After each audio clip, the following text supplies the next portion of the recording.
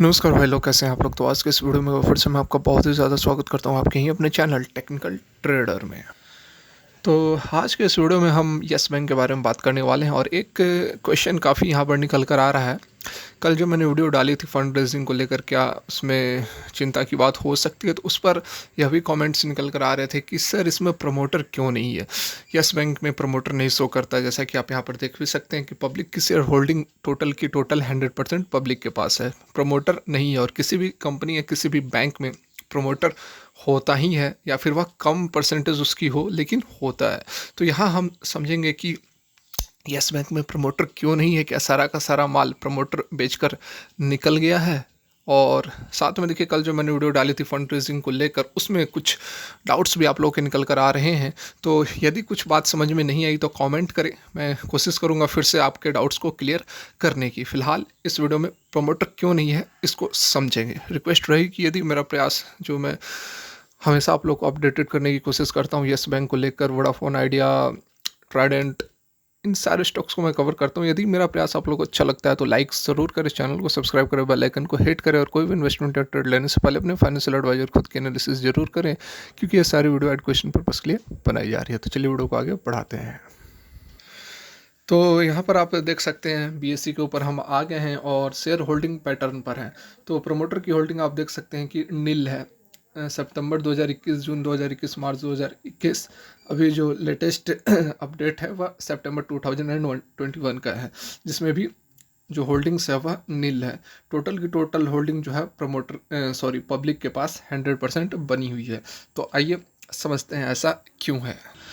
देखिए, यहाँ पर दो तीन फैक्टर्स हैं जिसको समझना पड़ेगा कि यहाँ पर प्रमोटर क्यों नहीं है। देखिए, कुछ लोगों के डाउट से अभी आ रहे हैं कि क्या प्रमोटर धीरे धीरे माल अपना निकाल रहा है, क्या प्रमोटर ने सारा माल बेच दिया है।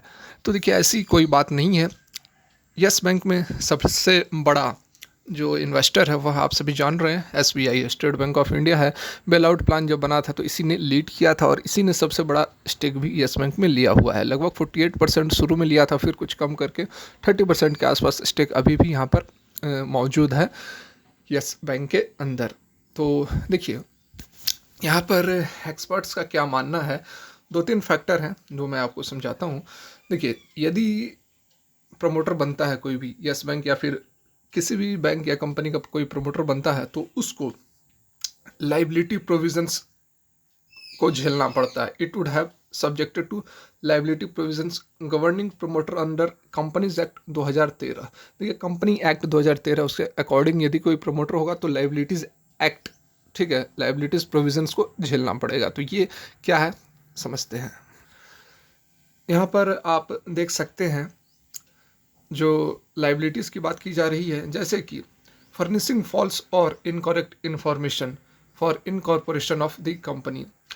कोई भी गलत या फिर करेक्ट इन्फॉर्मेशन है तो उसको बताना होगा इनकॉर्पोरेशन, कंपनी के इनकॉर्पोरेशन को लेकर। उसके साथ में कोई यदि एग्जिट करना चाहता है तो उसको जो शेयर होल्डर हैं, obligation to give exit opportunity to descending shareholders, ठीक है, यह भी आपको अधिकार देना पड़ेगा। जो शेयर होल्डर्स हैं, एग्जिट करने की अपॉर्चुनिटी देनी पड़ेगी। कोई भी फॉल्स या फिर इनकरेक्ट इन्फॉर्मेशन है इनकॉर्पोरेशन कंपनी को लेकर, उसको भी आपको इन्फॉर्म करना पड़ेगा। तो ये सारी जो लाइबिलिटीज़ हैं वह यदि आप प्रमोटर होंगे तो आपको बताना पड़ेगा। इन चीज़ों से बचने के लिए एक तो ये बात हो गई कि एसबीआई जो है वह प्रमोटर, ऐसा प्रमोटर ट्रीट नहीं हो रहा है यहाँ पर। और सबसे बड़ी बात, इससे भी बड़ी बात यहाँ पर देखिए, क्यों प्रमोटर नहीं है, आपको यहाँ बिल्कुल अच्छी तरह से बात समझ में आ जाएगी।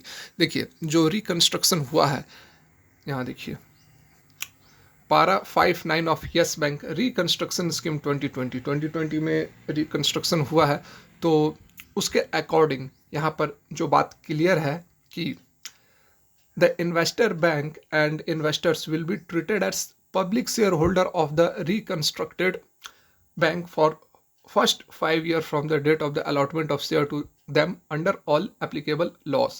तो देखिए, यहाँ पर जो जिसके थ्रू रिकंस्ट्रक्शन हुआ है, ठीक है, जो स्कीम है, यहाँ पर देख सकते हैं 2020 रिकंस्ट्रक्शन स्कीम, उसका जो पारा 5 का 9 जो पारा यह कहता है कि कोई भी जो इन्वेस्टर बैंक है वह प्रमोटर नहीं होगा, वह ऐसा पब्लिक शेयर होल्डर यहाँ पर ट्रीट किया जाएगा। कब तक, तो 5 साल तक। तो 20 में जो रिकंस्ट्रक्शन हुआ है तो उसके 5 साल मतलब कि 2025 तक जो है यहाँ पर यह प्रमोटर ऐसा प्रमोटर काम नहीं करेंगे। उसके बाद यहाँ पर प्रमोटर बनाया जा सकता है, बन सकते हैं। एसबीआई यदि इंटरेस्टेड है तो वह प्रमोटर बन सकती है, ऐसा ज़रूरी नहीं है कि यह प्रमोटर बनेगी ही। तो यहाँ पर ये चीज़ आप समझ ले कि यदि एट प्रेजेंट यहाँ पर प्रमोटर शो नहीं कर रहा है तो वैसी कोई चिंता की बात नहीं है। ऐसी बात नहीं है कि इसके जो प्रमोटर वो माल बेच के निकल गए हैं, धीरे धीरे पूरा माल बेच दिए हैं, ऐसी बिल्कुल कोई बता रहा है तो गलत बात है, अफवाह है। यहाँ पर देखिए मैंने आप लोग को बिल्कुल लॉजिक के साथ, बिल्कुल जो एक्सपर्ट्स का मानना है, सारा कुछ मैंने आप लोग को यहाँ पर समझाने की कोशिश की है। और भी कुछ 2-3 टेक्निकल टर्म्स हैं कि प्रमोटर क्यों नहीं है, प्रमोटर के क्या क्या ऑब्लिगेशंस होते हैं, तो उन सारी ऑब्लिगेशंस से बचने के लिए यहाँ पर एसबीआई प्रमोटर नहीं बना है। और सबसे बड़ी बात जो है वह मैं अभी आप लोग को यहाँ पर दिखा ही दिया हूँ।